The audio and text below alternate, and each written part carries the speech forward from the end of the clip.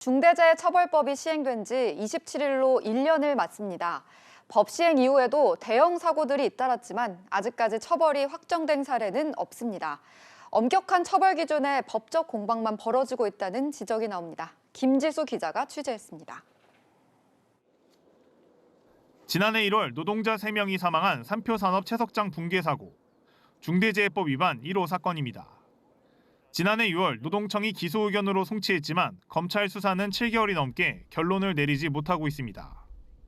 지난해 총 229건의 법 적용 산업재해가 발생했고 검찰로 송치한 사건은 34건으로 이 중 58%는 추락이나 끼임 사고였는데 안전 난간 등 기본적인 안전시설 설치 절차 미비가 원인입니다. 하지만 아직 재판 결과는 단 한 건도 나오지 않았습니다. 177건은 여전히 수사 중인데 고용부는 어려움을 호소합니다. 중대재해 예방을 위한 인력 보강이나 예산 투자보다는 경영 책임자의 처벌을 피하기 위한 여러 가지 법률 컨설팅 수요가 대폭 늘어났고 또 의무 이행을 입증하기 위한 광범위한 서류 작업에 치중하고 있는 것도. 법의 구성 요건 특성상 기존보다 확대된 사건 관계인과 자료 조사의 부담뿐 아니라 사고 현장에서부터 변호인 조력을 받아 조사가 장기화되는 것은 피할 수 없는 현상이 되고 있습니다. 안전보건 확보 의무 위반이 있다고 판단되는 경우에도 발생한 산업재해와 인과관계 입증까진 또 먼 길입니다.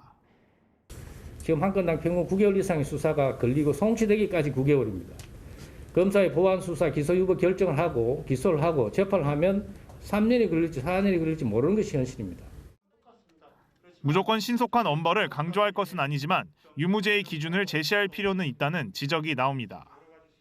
빠른 수사를 통해서 기소를 많이 하고 이를 통해서 법원이 처벌 기준이 무엇인지를 알려주는 게 더 중요하다. 계속 보강 수사만을 얘기하면 끝도 없는 사건 미루기처럼 보일 가능성이 매우 많고 장기 수사 사건 폭증으로 감독관이 정작 현장 사고 예방에 소홀해질 위험과 이중 수사 방지를 위한 경찰과의 관할권 문제도 해결 과제로 꼽힙니다. 연합뉴스 TV 김지수입니다.